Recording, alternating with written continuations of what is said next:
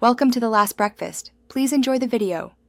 You start by confirming prerequisites. You need the correct rank and enough cash. Once done, go to Story or online and check the car's unlock requirement, rank, mission, or DLC.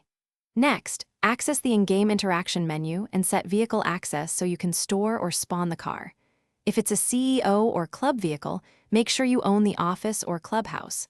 These steps unlock the ability to obtain the car. They set permissions and prepare you to trigger the actual unlock. Once prerequisites are ready, trigger the unlock by completing the linked task or mission. For example, finish the contact mission, steal and deliver the prototype, or complete the DLC vehicle questline. Make sure to buy any required DLC or pay the entry fee. Without it, the unlock won't register. Then go to the vehicle spawn location or log into your CEO/club session and claim the car. Keep your phone and interaction menu open to accept prompts. To finalize, store the car in your garage or call your mechanic to spawn it. That confirms ownership. If it doesn't appear, make sure the mission completed fully and that you were in the same online session when it registered, then switch sessions or reload GTA Online to force a sync.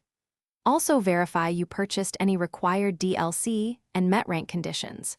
If problems persist, gather screenshots of completion and transaction receipts. Then contact Rockstar support only after you've checked these common issues.